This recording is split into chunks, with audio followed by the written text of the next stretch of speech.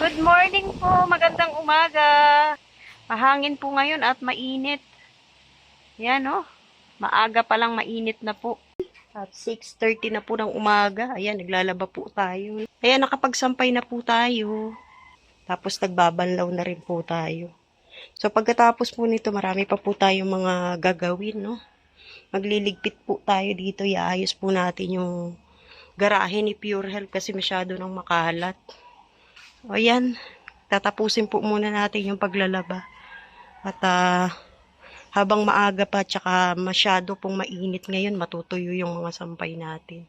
Yan, habang umiikot po yung washing machine, magpapakain muna tayo ng manok. Tumitilaok na. 9:39 na po ng umaga.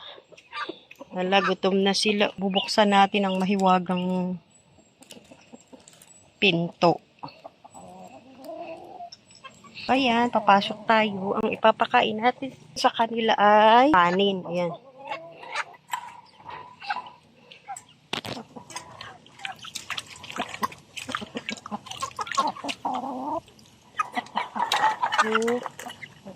Gutom na oh. Gutom na yung manok. Dito naman tayo sa barako, yung tinuklaw ng ahas.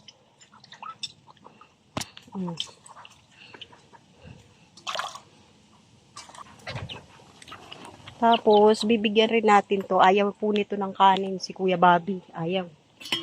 So, ito po yung ipapakain natin sa kanya. Kasi ayaw niya ng kanin. Oh. Krrrt. Oh. Yan na oh. Tapos dito, lalagyan din natin. Para solve na solve sila. Ayan. Tapos dito, ayan. Tapos ayan oh. Oh, di ba? Ngayon naman lalagyan natin silang tubig para may inumin.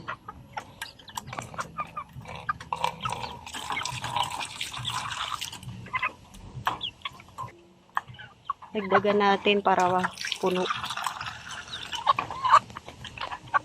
Tapos dito naman to sa isa.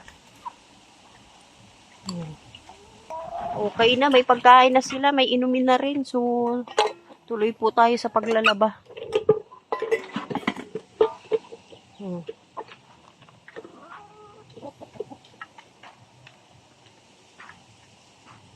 Habang umiikot po yung dryer natin, magsasalang po muna tayo ng pagkain ng aso. Pakukuluan lang po natin to. Mamaya babalikan natin ulit yung labahin natin. At syempre kakain na po tayo. Init ko na po yung ulam ko. Ito po yung kanin, iniinit ko rin. Habang nakasalang po yung pagkain ng aso, kakain po muna tayo. Gutom ka na, Gio? Gutom na si Gio? Pagagaling lang sa labas. Gutom na po yan, kaya nagsalang na po tayo pagkain nila. Ngayon naman po, pakakainin natin yung mga pusa. Gutom na po sila. Ayan oh, nakikita nyo? Oh, kain na. Pagkain po nila, bituka ng manok, atay ng manok, at balon-balunan. Ayan oh. Gutom na oh. Ako rin gutom na. Kain na po tayo. Ito po yung pagkain ko oh. Puro tokwa lang. Tokwa at baboy. Tapos tubig. Ayan, luto na po yung pagkain ng aso. Ano lang po yung babalawan natin. Trinager po natin yan, kaya tuyo. Para mas madaling banlawan. Yan na lang po. Last na. At tapos na po tayo. Ayan o, tapos na po tayo maglaba. 11:30 na po ng umaga. Magtatanghali na po na. Ayan, tapos na. Pati gate o, sinampayan natin. Pati dito o. Numpuno. Ayan, magpapahinga po muna tayo. Aayusin po natin to rito. Makalat pa po. Aayusin po natin dito. Siyempre, una natin gagawin. Tanggalin muna yung mga nandito.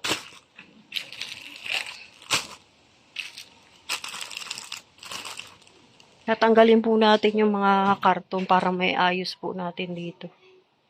Ayan, natanggal na po natin yung mga karton. Dito muna natin nilagay. Ayusin po natin dito. Tapos, ililipat ko po yung mesa na nandun dito, no? Dito po natin ilalagay yung mesa. So, ayan, tatanggalin po natin lahat ng nandito.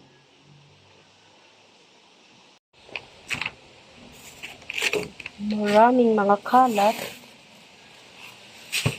Mga basura nandito. Ayan. Yung platuhan, tatanggalin din natin. Papatong na muna natin dito sa karton. Ayan. Dito muna natin lalagay lahat.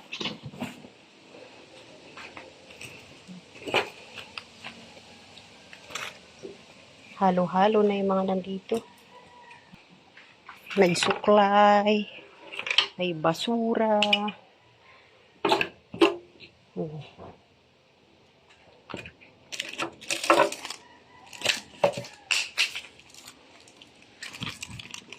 Lagay muna natin lahat dito. Yung mga nandito. Kasi ililipat natin yung mesa dito.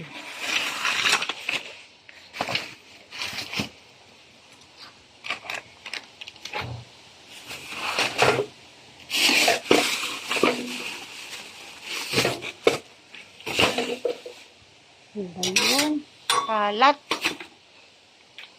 Dumi, oh. Ang daming dumi. Ito yung dati nating ano.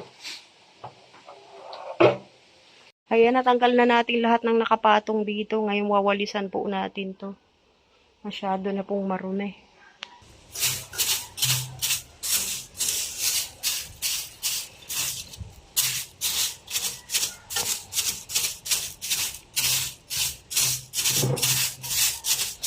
Nangalawang na yun. Ito po yung dating patungan ko ng kalan nung nandun kami sa apartment. So, nangungupahan pa kami. So, ayan. Dito natin siya nilagay. Nangangalawang na po siya, oh. Pinatungan natin ng mga gamit na hindi naman natin na ginagamit.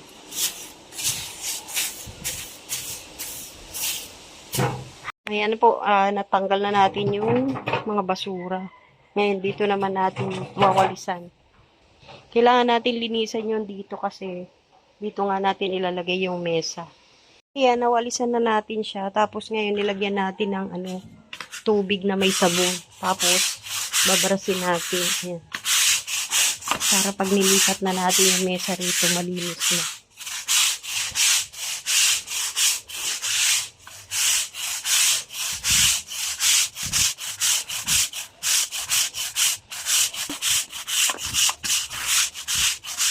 Galon po ng mga timba, ayan, tatanggalin din natin dahil babrasin din po natin yung sahig niya. Dahil naglulumot na po. Umuulan po, pumapasok po talaga yung tubig dito. Kasi nakita nyo naman, ganito lang siya. Oh. May mga laman pa naman yung tubig natin. Oh, bigat.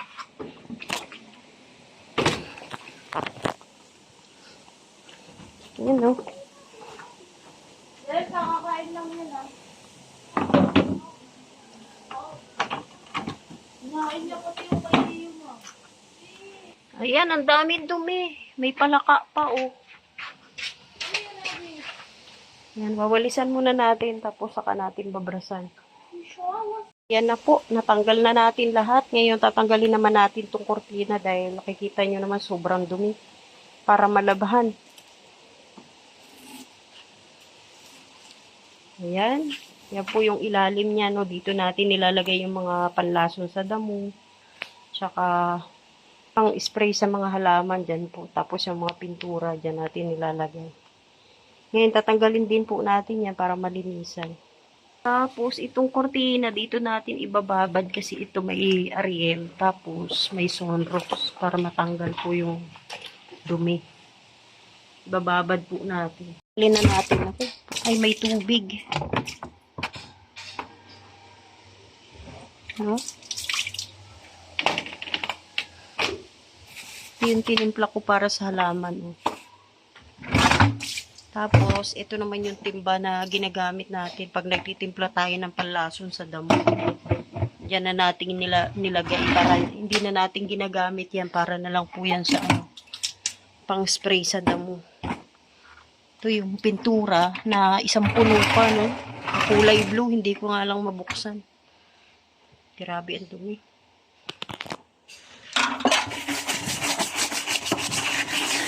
Nangalawang na.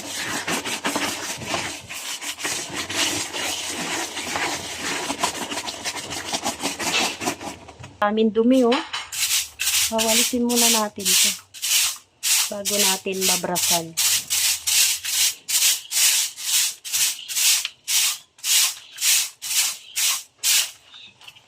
Tapos na.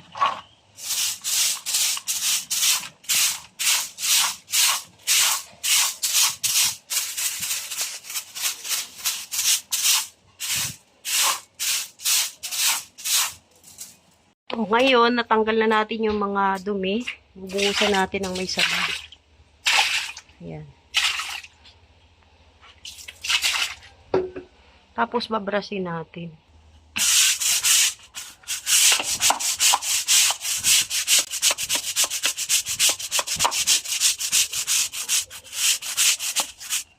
Ayan, kinabit natin yung hose. Ang mahiwaga nating hose para po, malinisan natin na maayos dito. Kaya na-brush ko na po siya, parang binabanlawan na lang po natin itong sahig.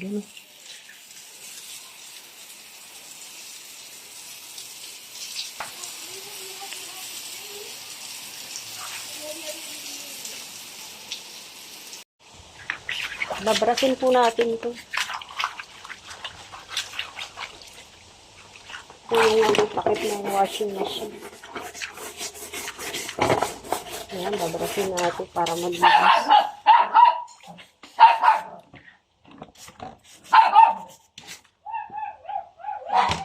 Ito naman po yung higaan ng aso.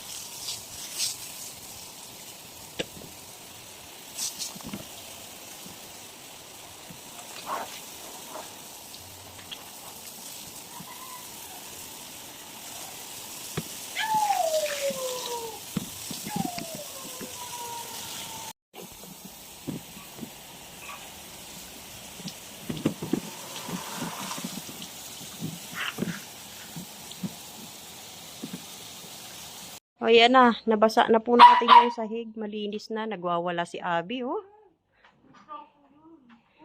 Papasukin mo. Galing sa labas. Ayan, malinis na po yung sahig. Aantayin na lang po nating matuyo.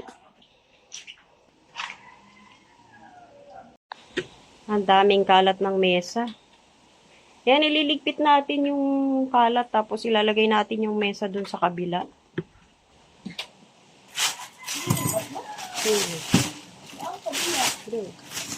Masikip eh. May duyan dito, masikip. May basura.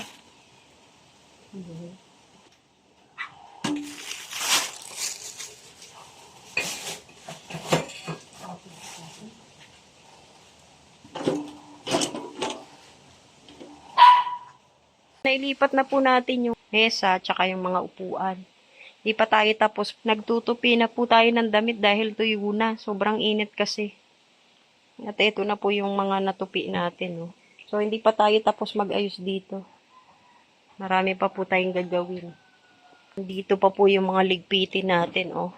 Pero ito, ibibigay natin itong mga kalakal. Ito na po, nailipat na po natin yung upuan sa kamesa. At dahil sa sobrang init, ayan, tuyo na po yung ating mga nilabhan. Nagamit agad natin yung mesang nilipat natin dito. Dito po tayo nagtutupi. At ito na po yung mga natupi natin. Konti na lang po. Ayan, tapos na po akong magtupi. Ayan na po yung tinupi natin. O, diba? Ngayon, merienda na. Nagugutom na ako. Kanin na lang merienda ko. Ayan na po yung nagawa natin. Nilipat natin yung mesa dito.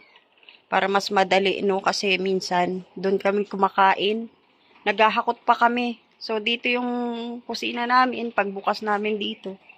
Pwede na kaming kumain dito. Kasi nilipat na po natin. So, ay maluwang na po. Ang ginawa mo, Pure? Ay, pa po tayong naliligpitin. Pero ito na muna, iniisip pa po natin yung kung saan natin to ilalagay. Yung mga gamit natin dito.